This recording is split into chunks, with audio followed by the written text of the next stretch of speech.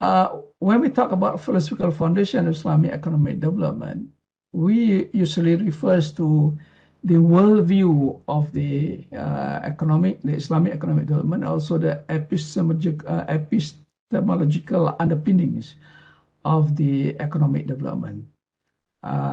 In this, we can see that at least there are few writings on this. The most famous and most cited reference is by Khurshid Ahmad. Khurshid Ahmad published his article in 1980s and then also reprinted a few times in various journals. And then Khurshid Ahmad was saying that the philosophical foundation of the Islamic economic must be based on 4 criteria.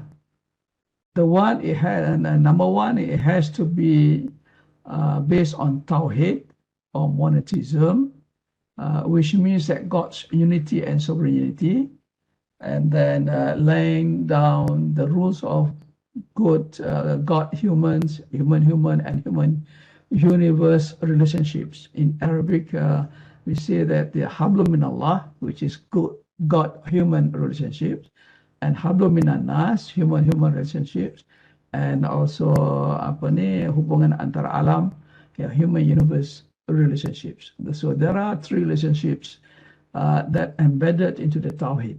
We believe that Allah is the only God, and we are the servants and vicegerents of Allah subhanahu wa ta'ala. And the resources in the universe are the creations of Allah subhanahu wa ta'ala, so are the human beings. So Tawhid tahu kan, the faith of Muslims. Secondly is the rububiyyah or lordships. We need to believe that there are divine arrangements or nourishments, sustenance, and directing things towards their perfection.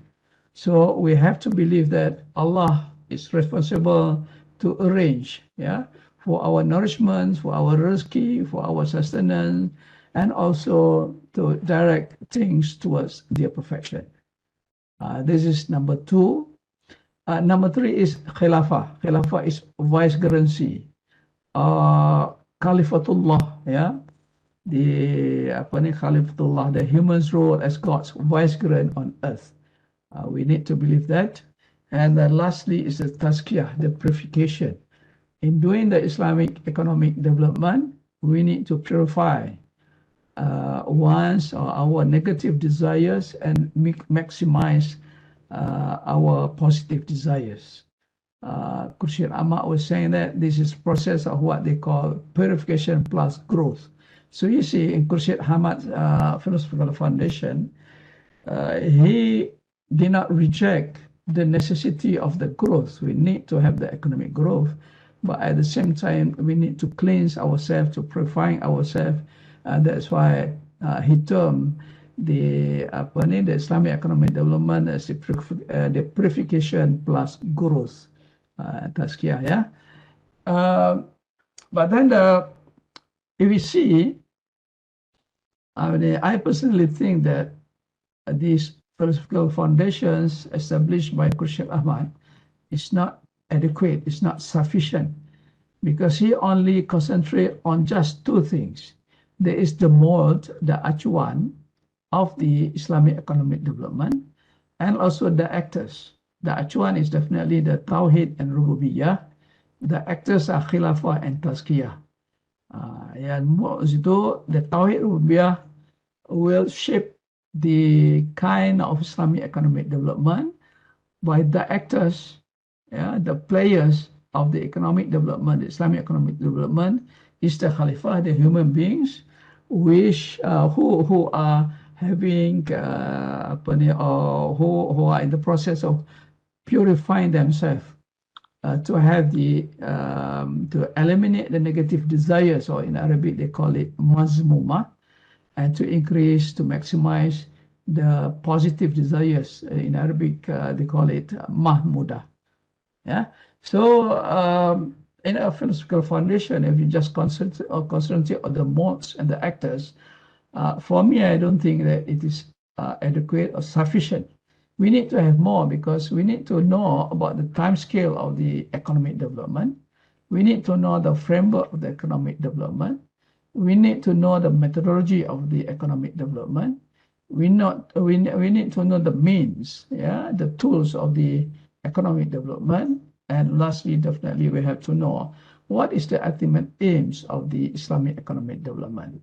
So, apa ni, Muhammad Shukri Saleh in 2030 have had published a book by the name of 7 Principles of Islamic Development, and he explained all the philosophical foundations of Islamic economic development based on 7 principles. The first one is the modes, ya, macam Khurshid Ahmad kata juga, which is based on the Islamic worldview and the epistemological underpinnings of the economic development. Number 2 is the actors.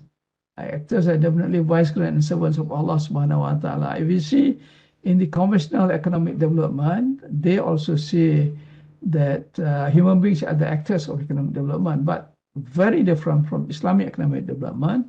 The actors are vicegerents of God and the servants of Allah subhanahu wa ta'ala. While in conventional economic development, it's just homo economicus, meaning that they are only the economics animals rather than the vicegerents and servants of Allah subhanahu wa ta'ala. So there's nothing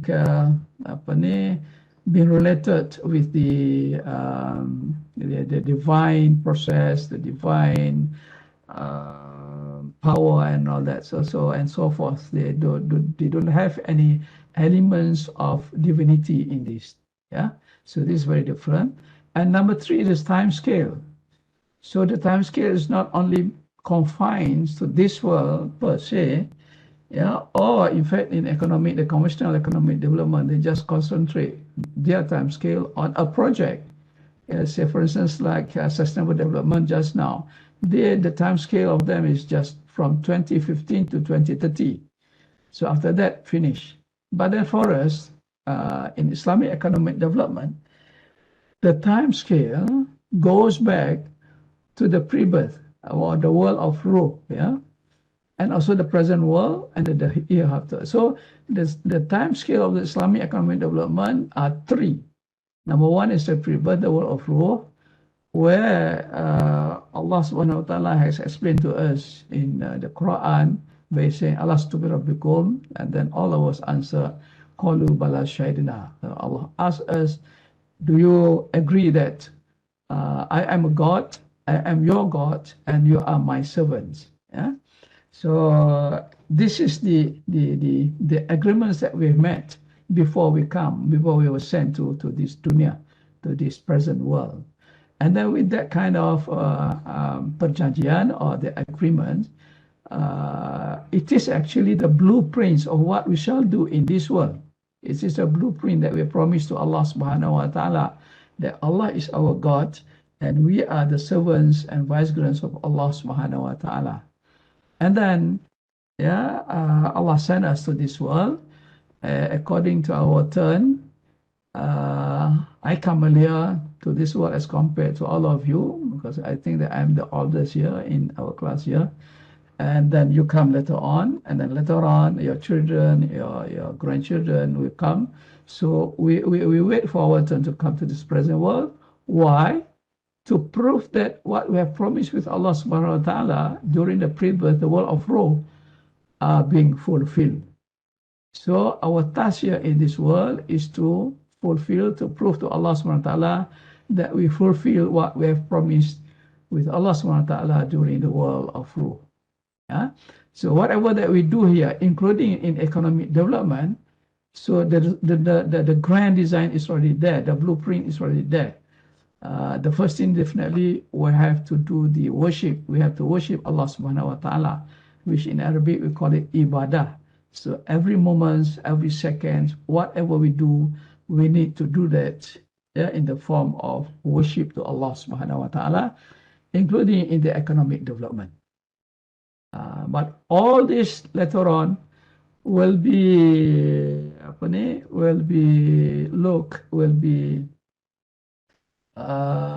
evaluate, will be evaluated by Allah subhanahu wa ta'ala in the world hereafter. So whatever that we will have, the conditions of ourselves during the hereafter is determined by this present world, whether we have fulfilled the promise with Allah subhanahu wa ta'ala during our pre-birth. So we can see that with this time scale, the designs of our economic development will be a kind of the economic development that is not detached from Allah subhanahu wa ta'ala. Right? Number 4, the framework. And definitely in an economic development, we need to have the framework. And Islamic economic development, the framework is Fardu Ain, or the Islamic obligatory knowledge. Yeah? And I'm sure that all of us know that there are 2 main knowledge in Islam, which is number 1 is Fardu Ain, number 2 is the Fardu Kifayah. So Fardu Ain is the Islamic obligatory knowledge, meaning that every individual, the Muslim individuals, need to learn about the Fardu Ain. Yeah, the Fardu Ain is consists of Tawheed, the faith, about the faith, and number 2 is the Sharia. This is about the regulation, which you can learn through fiqh, and number 3 is the tasawwuf, which determine or teach us about our akhlaq or our behavior. So all Fardu Aini are the 3 knowledges. Number 1 is the Tawheed, with teach us about our faith. Number 2 is the fiqh, which teach us I think of 4 components in there. We teach us how to worship Allah subhanahu wa ta'ala, their regulations, how to pray, how to fast, how to observe the Hajj, and also to pay zakat, and so forth. Number 2 is the munakaha. This is something to do, the regulation, something to do with the rumah tangga, with the rumah tangga.